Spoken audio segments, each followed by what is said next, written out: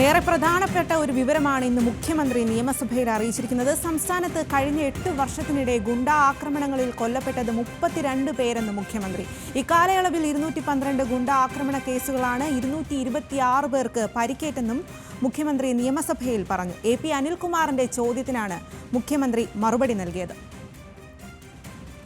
വിവരങ്ങളുമായി അഞ്ജു ജയപ്രകാശ് ചേരുന്നു. അഞ്ജു, ഏറെ ഞെട്ടിക്കുന്ന ഒരു വിവരമാണ് ഇത്.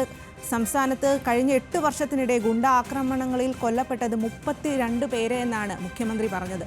മുഖ്യമന്ത്രി എന്തെല്ലാം കാര്യങ്ങളാണ് ഇന്ന് വെളിപ്പെടുത്തിയത്?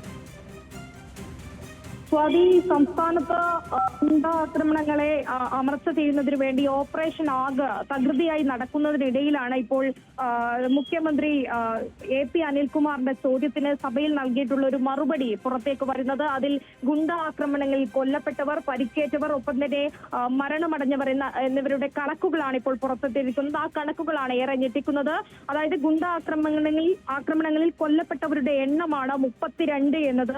അത് 1ഉം 2ഉം പിണറായി സർക്കാരിന്റെ കാലത്ത് നടന്ന ഗുണ്ടാ ആക്രമണങ്ങളിൽ കൊല്ലപ്പെട്ടവരുടെ എണ്ണമാണ് ഈ 32 എന്ന് പറയുന്നത്.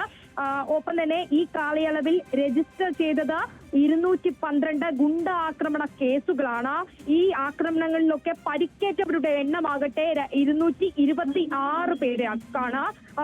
എല്ലാ കേസുകളിലും പ്രതികളെ പിടികൂടി എന്നാണ് മുഖ്യമന്ത്രി നിയമസഭയിൽ നിലവിൽ അറിയിച്ചിരിക്കുന്നത്. ഇതിൽ കോടതി ശിക്ഷിച്ചവരുടെ എണ്ണമാകട്ടെ അത് കോടതി ശിക്ഷിച്ചത് 28 പ്രതികളെയാണെന്നും രേഖയിൽ വ്യക്തമായി പറയുന്നുണ്ട്.